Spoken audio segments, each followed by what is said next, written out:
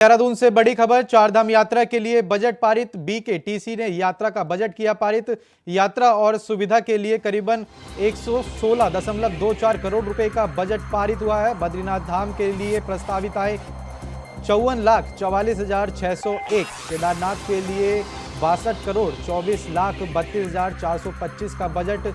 मंदिरों का रख रखाव नव निर्माण का होगा काम। कर्मचारियों के कल्याण समिति कई कार्यों पर रहेगा जोर। तो ये देहरादून से बड़ी खबर सामने निकल कर आ रही है, बद्रीनाथ धाम के लिए प्रस्तावित। तो तुषार गुप्ता इस समय लाइव जुड़ चुके हैं हमारे साथ। तुषार, चारधाम यात्रा के लिए बजट पारित किया गया है, क्या जानकारी है? पारित किया गया है जिसमें करीब 50 करोड़ का जो बद्रीनाथ के लिए जो जितनी भी विकास कार्य उसमें होने हैं, साथ साथ जितनी भी सुविधाएं जो यात्री हैं उनको देनी है। साथ साथ अगर मैं केदारनाथ की बात करूं तो केदारनाथ में करीब 60 करोड़ का जो बजट है वो दिया गया है। तो कहीं ना कहीं जो सरकार है अभी से तैयारियों में लग गई है कि चारधाम यात्रा जो यात्री यहाँ पर आएंगे उनके लिए सुगत हो, क्योंकि इस बार माना जा रहा है कि जो यात्री यहाँ पर पहुँचेंगे वो रिकॉर्ड तोड़ यहाँ पर पहुँचेंगे और श्रद्धालुओं की जो सुविधाएँ हैं उन्हें भी बढ़ाया जाएगा, क्योंकि साल भर साल ये देखा गया है जो यात्रियों की जो बढ़ोतरी है 20 से 30% हर साल देखी गई है। तो ऐसे में जो सुविधाएं हैं उनको भी बढ़ाया जाएगा। कई जगह जो मूलभूत सुविधाएं होती हैं जिसमें टॉयलेट्स होती हैं, पानी की व्यवस्थाएं होती है, रहने की व्यवस्था होती है, साथ साथ रास्ताओं का निर्माण होता है, कई नए रास्ते बनाए जाते हैं। ऐसे में उन्हें पहले से दुरुस्त किया जा रहा है। साथ साथ जो मंदिर में जिस तरह से पूजा अर्चना चलती है, जिस तरह से जितने भी कार्य वहाँ पर होते हैं तो उनके लिए एक बजट बनाया जाता है पहले से बीकेटीसी द्वारा। और जो बजट है 116 करोड़ का ये बजट है, जिसमें से 10 करोड़ सरकार को भी दी जाएंगे जो मूलभूत सुविधाएं इसमें देंगी। तो कहीं ना कहीं जो बीकेटीसी है वो तैयार है चारधाम यात्रा की।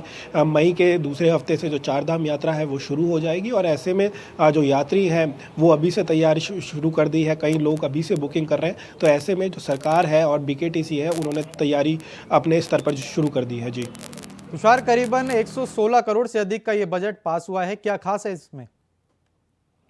देखिए, जो कर्मचारी थे बीकेटीसी के उनकी एक नियमावली बनाई गई थी जिसमें उनकी जो सैलरी है वो निर्धारित की गई थी और उनका जितना भी नियम रहने वाला है, कितना उन्हें डीए मिलने वाला है, किस तरह से उनका पूरी तरह से जो सैलरी का पूरा बेस रहेगा उसमें एक नया रहने वाला है कि किस तरह से ये पूरी प्रणाली काम करेगी। वहीं कई इलेक्ट्रॉनिक माध्यम से जो कई सुविधाएँ हैं बीकेटीसी के द्वारा, या फिर जिस तरह से VIP दर्शन के तहत कल माफ़ कीजिएगा 2023 में हमने देखा कि रिकॉर्ड तोड़ जो चंदा इकट्ठा हुआ है बीकेटीसी को, ताकि जो केदारनाथ और बद्रीनाथ में विकास कार्य हो सके।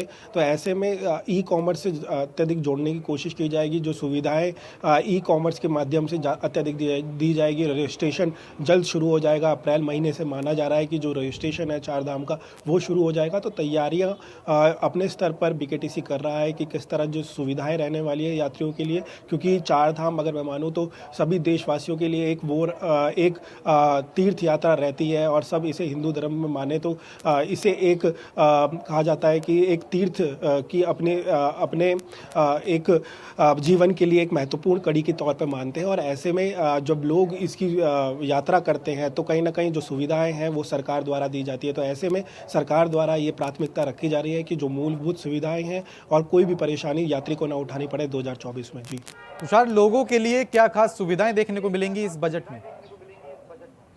देखिए, अगर इस बजट की बात की जाए तो मूलभूत सुविधाएं सबसे पहले रहेगी, जिसमें टॉयलेट्स और साथ साथ जो पेयजल की जो व्यवस्था है वो देखने को मिलेगी। साथ साथ जो काउंटर्स हैं अत्यधिक इस बार लगाए जाएंगे ताकि कोई भी जो परेशानी है वो उठानी ना पड़े यात्रियों को रजिस्ट्रेशन और साथ साथ डॉक्यूमेंटेशन में, क्योंकि पिछले अप्रैल से हमने देखा है कि जो रजिस्ट्रेशन की जो प्रक्रिया है वो शुरू हो चुकी है, ताकि जो यात्री ऊपर जा रहे हैं उनकी जो काउंटिंग है वो ढंग से की जा सके। और उसी के तहत ये रजिस्ट्रेशन की जो काउंटर्स है इस बार अत्यधिक लगाए जाएंगे। साथ साथ जो रहने की व्यवस्था है और जो रास्ते भर भंडारे होते हैं उसमें भी जो फूड्स वगैरह की जो सप्लाई होगी उसे अत्यधिक रखा जाएगा। तो ऐसे में जो बहुत बहुत धन्यवाद तुषार आपका इस तमाम जानकारी के लिए।